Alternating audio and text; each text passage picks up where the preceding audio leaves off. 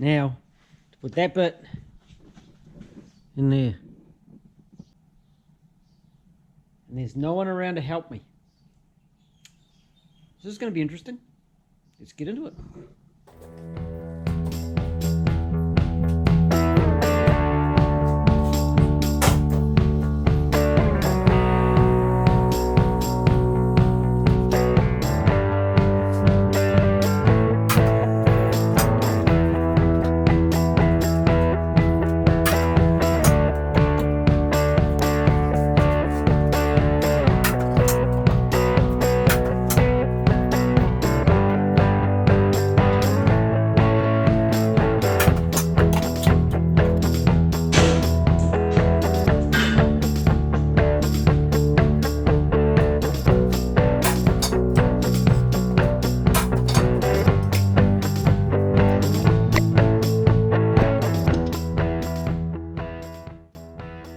Minutes in, she looks like that.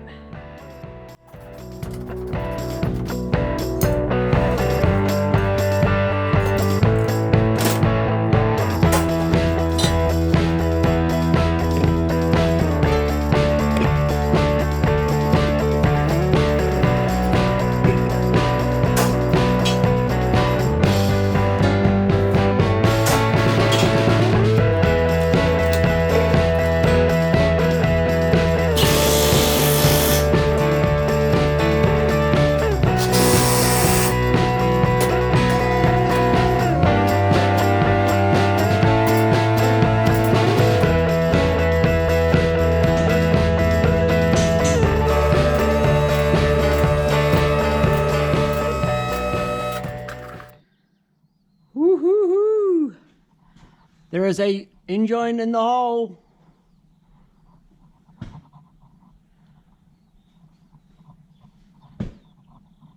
That's awesome.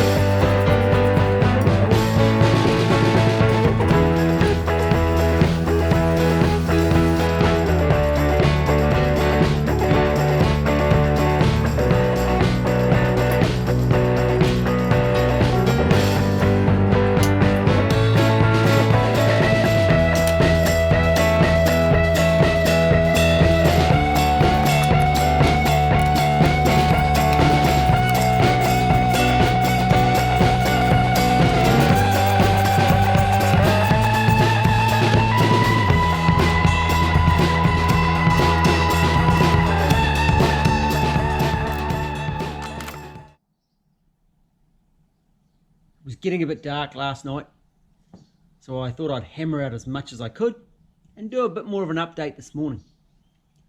What have we done?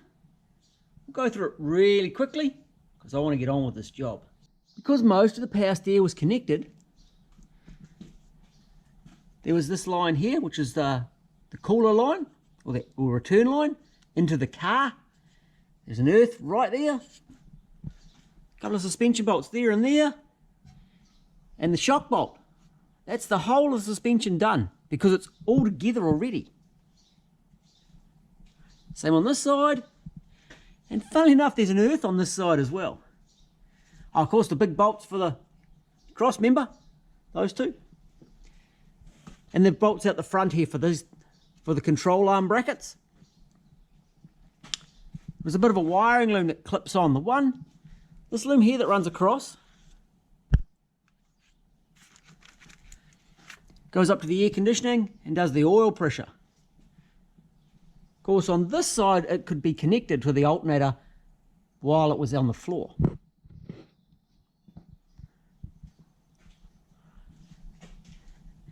Gearbox cross member and the shifter linkage.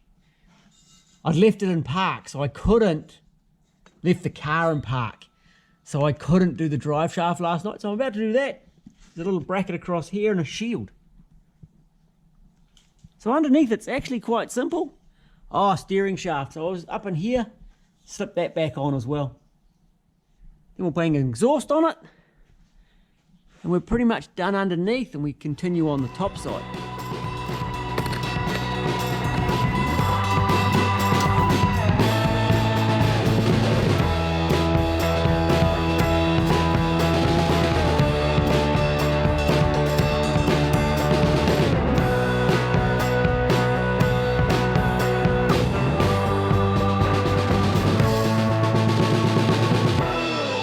I just bolted up my exhaust and my mate turns up. Oh, always the way, isn't it?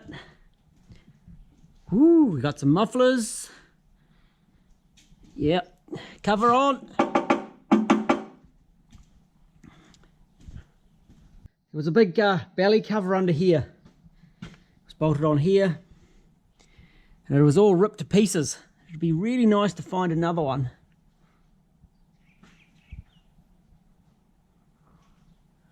Right, let's get it down and do some engine bay. What did I get up to last night while most people would normally be sleeping? Power steer line returned to the reservoir, onto the chassis, onto the body of the car. Wiring loom flicked out onto the igniters.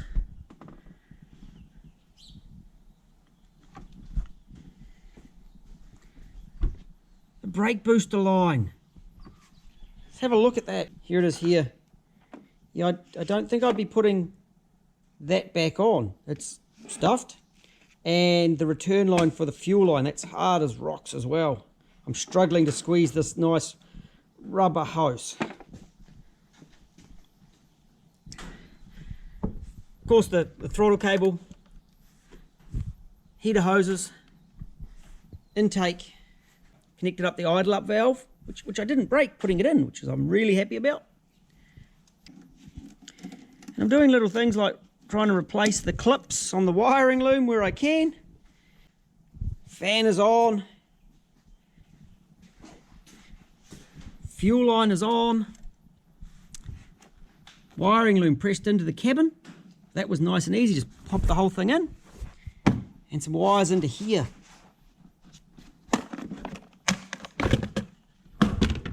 There's the big body plug there, which is the loom that runs under the engine.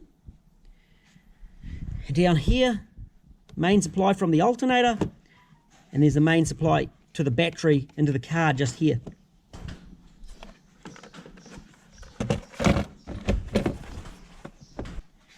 And there's the breather for the fuel tank. That's gone back in, and we're pretty much looking good.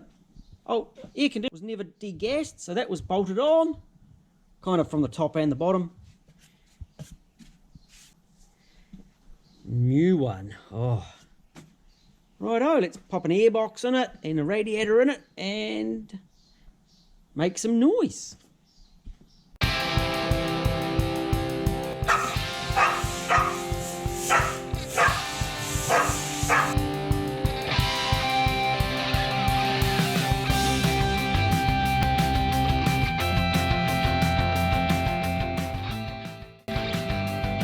So I've just been fussy, but the hose clamp doesn't fill up properly.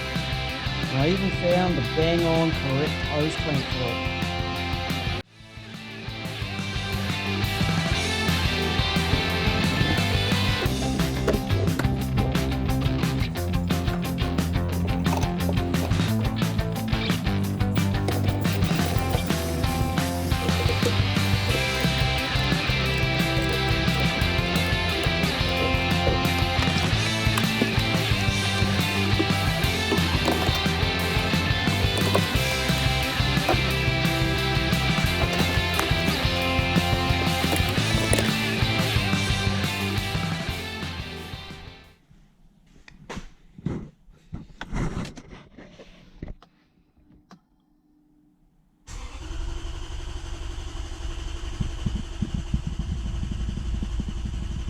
Go away, oil light.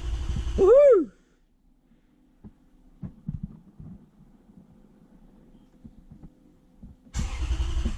Whoop, whoop, woohoo!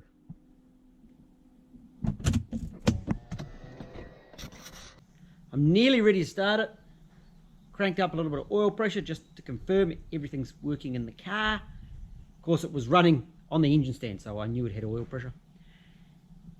Let's plug an ECU in, make it run. I also had just filled the power steer reservoir up with fluid, and that little bit of cranking is normally enough to get the system starting to move some fluid through. So I'll give that a top up, some coolant into it, make it run. So, does it run? Fuel pressure hasn't been brought up yet.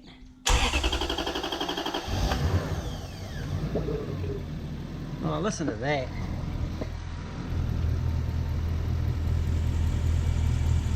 Woo!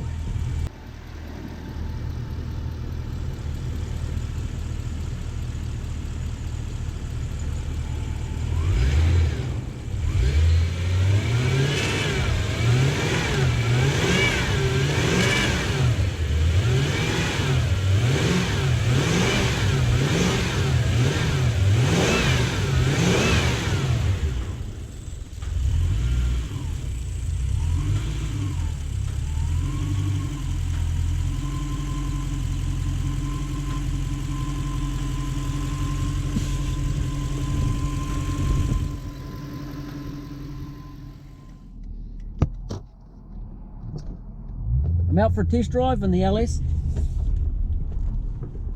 And the first time I did this, I came out like this and I put my foot down and it felt like a Toyota Corolla. Now, it doesn't feel like a Toyota Corolla. And we're about to go to 100 k's quite easily.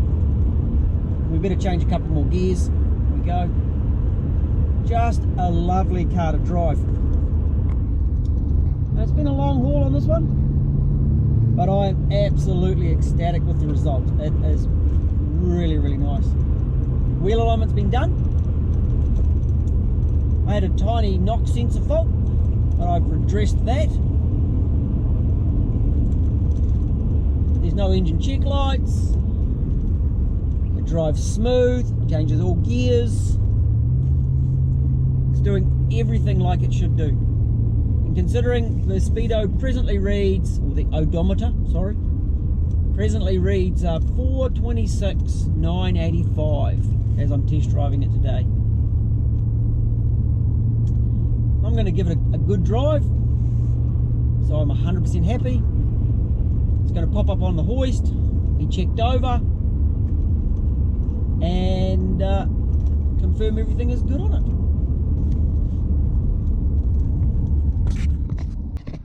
I'm out on a test drive and this car's throwing a check engine light. And that's damn annoying. However, I've got the special tool. We're going to check some codes. Now I am in the middle of nowhere. We'll have a look at my surroundings. Let's look where I am.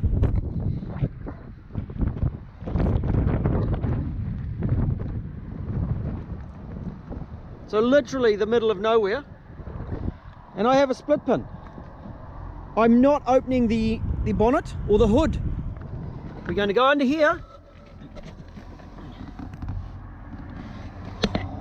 And up here we have a diagnostic port. We open it. TE1 and E1. So I bridge them.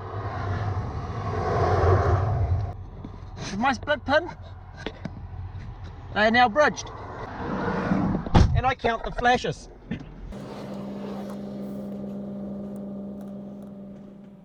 The port inside the cabin is the correct one for connecting the scan tool to as well. And I still have guys contacting me, so they've taken it to the garage, connected the scan tool, and they couldn't get communications. My normal question is, did they use the one under the bonnet or under the dash? And generally it comes back is they tried to connect under the bonnet. It's not the correct port, it's the one under the dash. And this is something that's really annoying because when you take it to a mechanic, they should know which scan tool port to plug it into. Hopefully, we're going to get that sorted and I'm going to educate the world on the right port to plug in. These cars are 25 years old. And there's no reason for mechanics to not know the correct place to plug the scan tool in. I'm heading back to the workshop.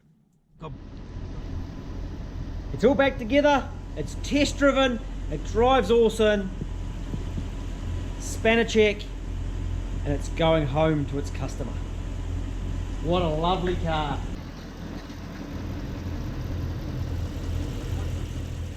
So I've just been out driving with the owner of the LS400, with Wayne, and we took it out and just drove sweet again. And he made the comment that it feels like it did when he picked it up at 60,000 Ks and when he drove away from the dealership. We started off in normal mode and it climbed up the hill just away from the workshop, just lovely. And then he popped it into power mode, and sitting next to him in the passenger seat, I really felt the difference. I would have loved to get the conversation that we had.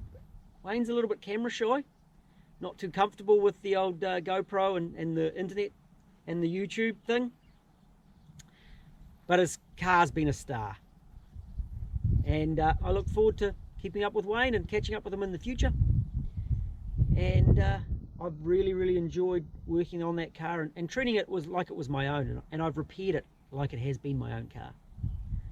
So another one done. Happy customer, happy me. It drives pretty well, Wayne. Drives excellent. You're good. We're good. Good catch you later. Good to meet you.